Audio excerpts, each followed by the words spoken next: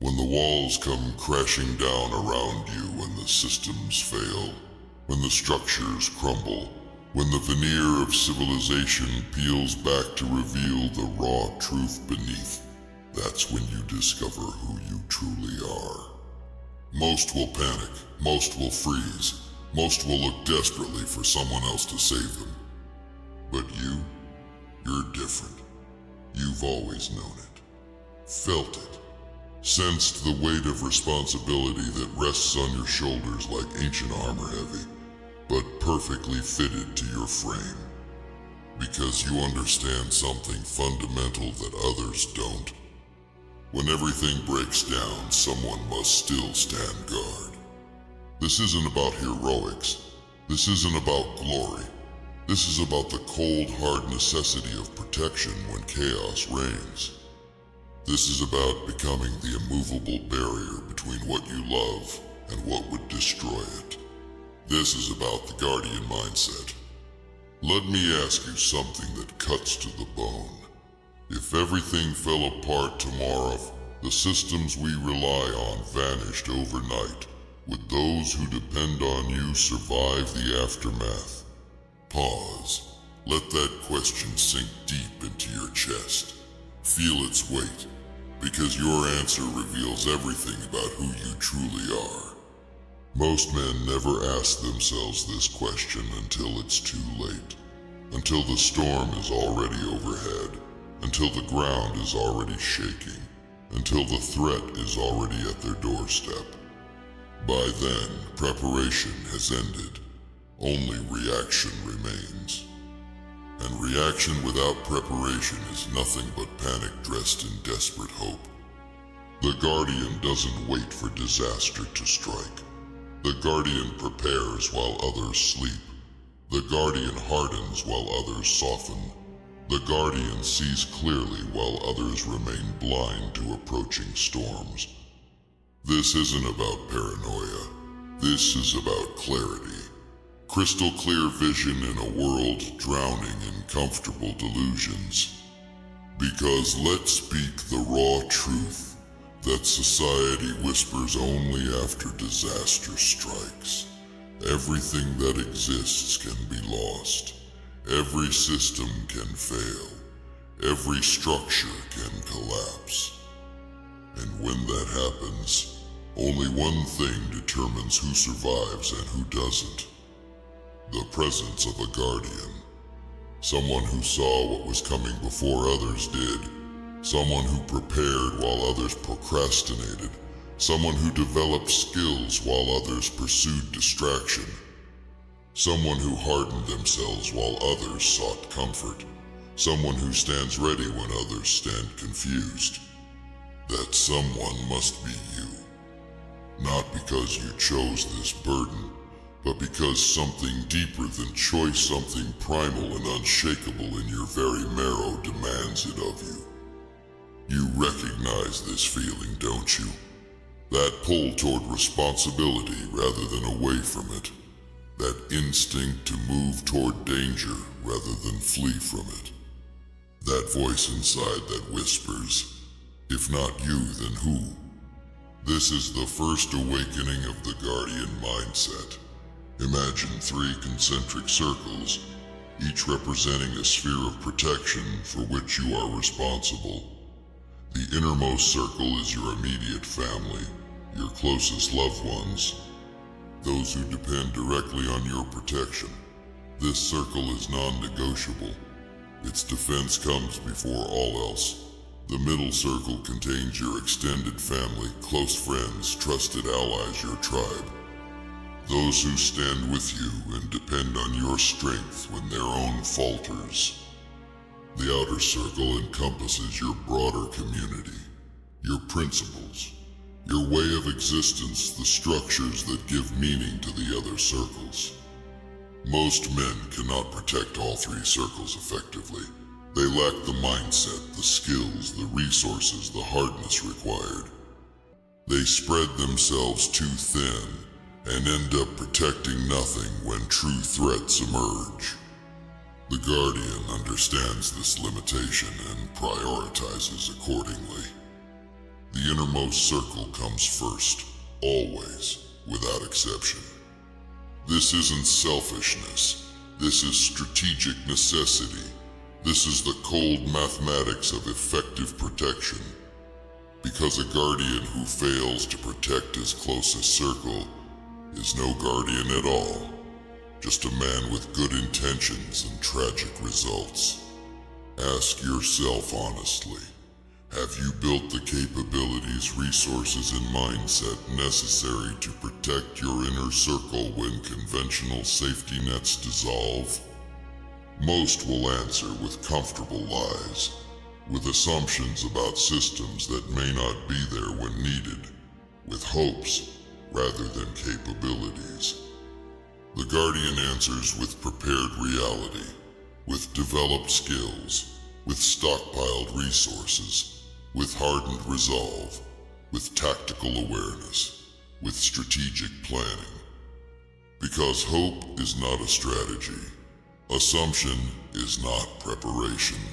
Comfort is not security. The guardian mindset isn't something you adopt overnight. It's something you forge through consistent action across several fundamental domains. The first is threat recognition. The average person remains willfully blind to approaching danger. They filter out warning signs. They dismiss early indicators. They rationalize away the uncomfortable reality of growing threats. Why? Because recognition demands response. Because awareness creates responsibility. Because seeing clearly means you must act. The guardian trains himself to see what others ignore, to recognize patterns before they become problems, to detect threats in embryonic form when they can still be neutralized or prepared for with minimal cost. This isn't about becoming paranoid. This is about removing the comfortable filters that most place between themselves and reality, about developing a disciplined alertness that becomes second nature. The guardian looks at a situation and asks, what could go wrong here? How would it begin? What would the early indicators be? What would make this situation dangerous for those I protect? While others see only what is, the guardian sees what could be both opportunity and danger and prepares accordingly.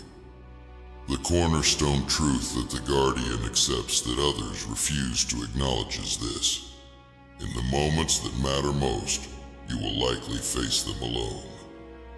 Not because others don't care, not because help doesn't exist, but because systems break, communications fail, resources deplete, and help arrives too late.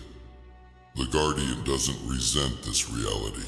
He embraces it, prepares for it, builds his capabilities around it. This means developing competence across multiple domains. Physical capability, strength to act when action is required, the endurance to continue when others falter, the fitness to move, carry, protect, defend without becoming a liability yourself. Technical skills, the practical abilities that ensure survival and stability. How to provide medical care, secure shelter, procure and purify water, produce and preserve food, maintain essential equipment, defend against threats both human and natural. Mental fortitude, the psychological hardness to make difficult decisions under extreme pressure, to control fear, to manage uncertainty, to lead when leadership is necessary, to follow when following serves the greater objective. Emotional resilience, the capacity to process trauma without being incapacitated by it, to witness suffering without being paralyzed by it, to experience loss without being destroyed by it. These competencies aren't developed through occasional thought or intermittent practice. They're forged through consistent, deliberate hardening, through pushing your limits in controlled environments, so you don't discover those limits in uncontrolled ones. The guardian becomes the resource rather than relying on resources that may not be available when most needed. Systems fail, tools break, plans collapse, resources deplete. What worked yesterday may not work tomorrow. The guardian understands this fundamental reality and builds redundancy into everything that matters. 2 is 1, and 1 is none. This isn't just a catchy phrase, it's a cornerstone of the guardian mindset. For every critical system, have a backup. For every backup, have a contingency. For every tool, have a replacement. For every skill, have an alternative approach. This redundancy isn't wasteful, it's essential insurance against the entropy that exists in all things. The unprepared man has one path forward and assumes it will remain open. The guardian maps multiple routes and assumes obstacles will appear. This applies not just to physical preparations, but to strategies, relationships, skills, and mindsets. The guardian develops multiple options before they're needed, because when they're needed, there won't be time to develop them. While others move through the world in a comfortable haze of distraction, the guardian maintains continuous awareness of his surroundings. Not paranoid hypervigilance that depletes mental resources, but a calm, practiced watchfulness that becomes second nature. The guardian instinctively notes entry and exit points, potential threats and threat vectors, defensive positions, resources and improvised tools, the baseline of normal so deviations become apparent, the positioning of those under his protection relative to potential dangers. This awareness becomes an automatic background process, requiring minimal conscious attention until anomalies appear. Then it sharpens instantly into focused attention. The untrained mind notices threats only when they become obvious, usually too late for optimal response. The guardian's mind detects the subtle indicators that precede obvious danger, creating precious time for effective action. This awareness extends beyond the immediate physical environment to broader patterns, changes in local crime patterns, shifts in community stability, alterations in resource availability, modifications to normal social functioning, emerging tensions that could escalate to conflict. The guardian processes these inputs not with anxiety but with calm assessment, adjusting plans and preparations accordingly. When systems function normally, resources seem abundant. When systems falter, those same resources become precious almost overnight. The guardian understands this fluctuation and prepares accordingly, developing both reserves and the knowledge to create or acquire resources when normal supply chains collapse. This isn't about hoarding, it's about responsible stewardship, about ensuring that what's needed will be available when it's needed most. The guardian approaches resource management across 3 time frames. Immediate needs, what's required to sustain those under protection for the first critical hours of a disruption. Transitional requirements, what's necessary to maintain stability during days or weeks of system failure.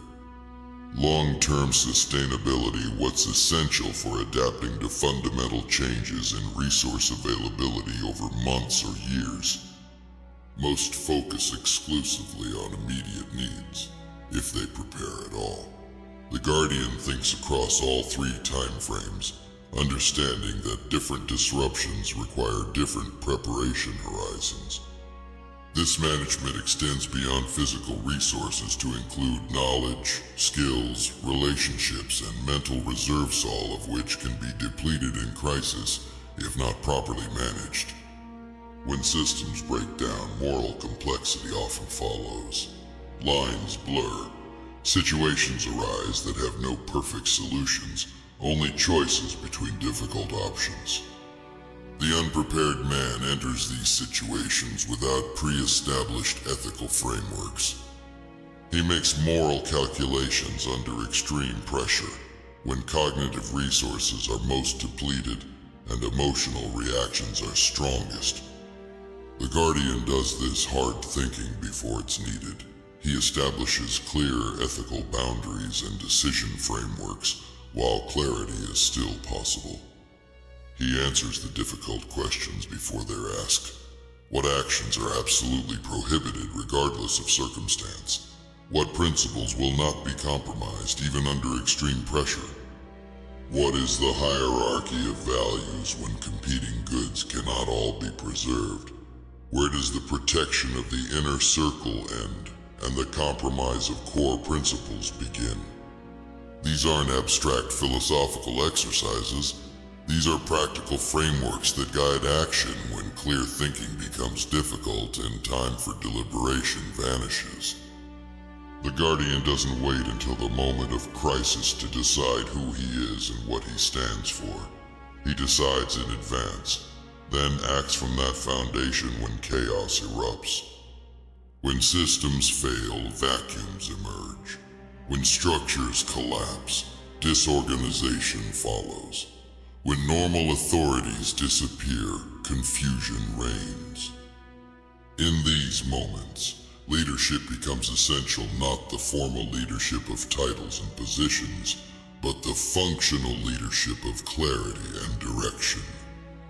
The guardian develops this capacity not out of ego or ambition, but out of necessity. Because disorganized protection fails. Because uncoordinated efforts waste precious resources. Because without clear direction, fear drives decisions rather than strategic thinking. This leadership isn't about control, it's about clarity. About becoming the stable center around which effective action organizes. About providing what's missing when normal structures dissolve. Direction when paths forward seem unclear.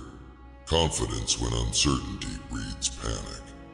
Decisiveness when paralysis threatens action. Calm when emotions overwhelm rational thinking. Structure when chaos creates confusion. The guardian leads not because he craves authority, but because he understands that in the absence of effective leadership, those he protects become more vulnerable, not less.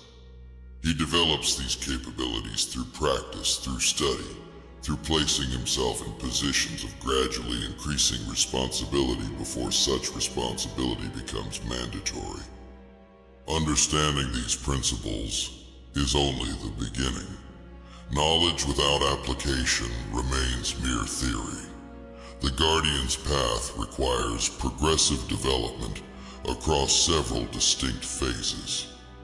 The journey begins with awakening, with the stark realization that conventional safety is largely illusory, that systems can and do fail, that in moments of true crisis, you alone may stand between those you love and harm's approach. This awakening often comes through personal experience with system failures, witnessing the vulnerability of others during crisis, recognition of growing instability in fundamental systems, deep study of historical patterns of collapse and conflict, instinctive understanding of your role as protector. However it arrives, this awakening creates a fundamental choice. Will you accept the burden of the guardian role with all its demands and sacrifices? Or will you return to comfortable illusions, hoping that protection will come from somewhere else when needed? There is no shame in choosing comfort, but there is no security in it either. And there is no return once you've truly seen the necessity of the guardian path. For those who choose to proceed, the real work begins. After awakening comes foundation building. This phase focuses on closing the most critical gaps, the vulnerabilities that would render you ineffective in even modest disruptions. This often begins with physical development. The guardian body is a tool, and like any tool, it must be maintained, sharpened, and prepared for use under adverse conditions. This doesn't mean achieving elite athletic status.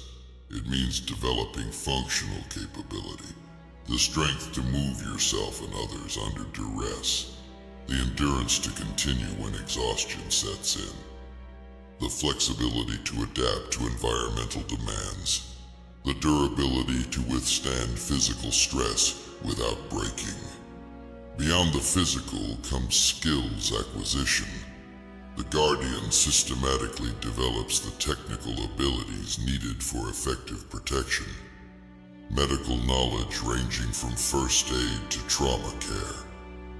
Security skills from situational awareness to physical defense. Resource management from storage rotation to improvisation. Communication methods from technology to alternatives when technology fails. These foundational skills aren't developed to perfection in this phase. They're developed to basic competence, creating a platform for further growth while closing the most dangerous capability gaps. Simultaneously, the guardian begins developing the mental frameworks necessary for effective function under stress. Understanding how stress affects perception and decision-making. Learning techniques for maintaining mental clarity when confusion reigns. Practicing rapid assessment methodologies for chaotic situations. Building psychological resilience through progressive exposure to controlled adversity. This foundation phase typically spans months to years, depending on starting capabilities and available time for development. Throughout this phase, the guardian begins assembling the material resources that support his protective role. Emergency supplies scaled to the needs of those under protection. Communication tools that function when normal channels fail. Defense implements appropriate to capability and context. Documentation of critical information that might be inaccessible during disruption. This foundation isn't built overnight. It's constructed methodically, prioritizing based on risk assessment, starting with the most critical gaps and working outward. This intentional progression prevents the overwhelm that stops many who glimpse the guardian path, but become paralyzed by the apparent magnitude of preparation required. You don't need to do everything at once. You need to start with what matters most and build systematically from there. Once the foundation is established, the guardian enters the expansion phase. Here, basic capabilities are deepened and broadened. Skills move from fundamental competence to reliable proficiency. Physical capabilities increase from baseline functionality to tactical effectiveness.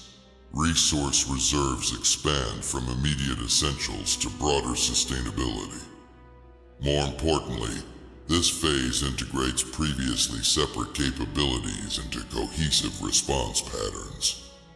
The Guardian doesn't just know individual skill she combines them into effective response sequences adapted to likely scenarios. He doesn't just possess resources, he's developed systems for their deployment under various conditions.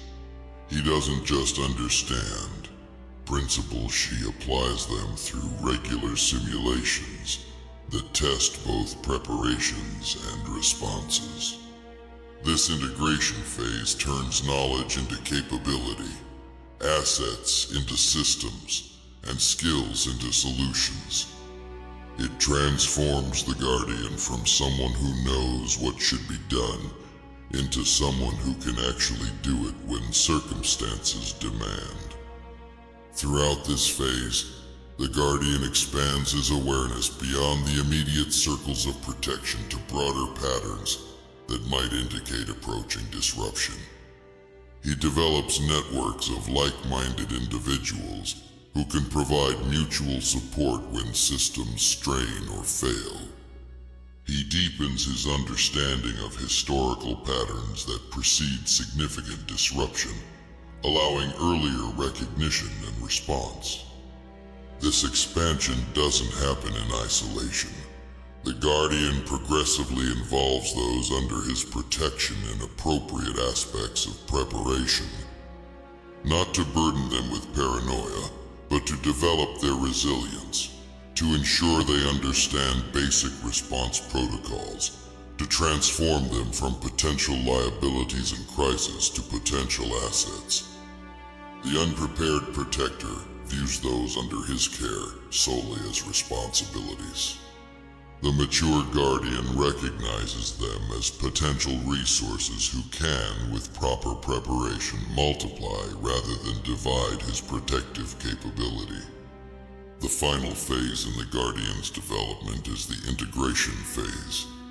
Here, the Guardian mindset becomes not something he does, but something he is. Protection becomes instinctive rather than deliberate. Awareness becomes automatic rather than forced. Response becomes fluid rather than mechanical. In this phase, the Guardian no longer needs to consciously think through each step of preparation or response. He has developed what the ancient warriors called mushin the mind, without mind where appropriate action flows naturally from ingrained capability without hesitation or uncertainty. This integration doesn't mean perfection. It means functional mastery, the ability to operate effectively under conditions that would paralyze the unprepared, the capability to adapt to unexpected developments without losing strategic direction, the capacity to absorb setbacks without abandoning protective objectives. Few reach this level of development, not because it's impossible, but because it requires consistent commitment over extended time. It demands regular practice, continued learning, ongoing adaptation to changing conditions. It requires the humility to recognize that mastery isn't an endpoint, but a process of continuous refinement. The fully integrated Guardian doesn't just protect, he embodies protection. He doesn't just prepare, he exists in a state of readiness that requires no special activation. He doesn't just respond to crisis, navigates it with the calm certainty that comes only from deep preparation and tested capability. This is the ultimate expression of the Guardian mindset, not something separate from normal existence, but the foundation that makes all other aspects of existence possible and secure. As you move through these phases of development, you'll encounter obstacles, both external and internal. External resistance often comes from a society that finds the Guardian mindset uncomfortable or threatening, that prefers the illusion of perpetual safety to the reality of necessary preparation, that labels prudent readiness as paranoia and reasonable caution as fear. This resistance isn't entirely without basis.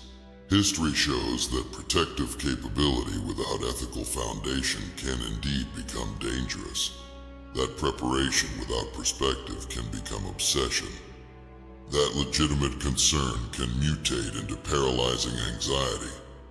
The mature Guardian acknowledges these risks not by abandoning the path but by integrating counterbalances, ethical frameworks that guide the use of protective capabilities, community connections that provide perspective and prevent isolation, balanced attention that preserves joy and meaning alongside necessary vigilance.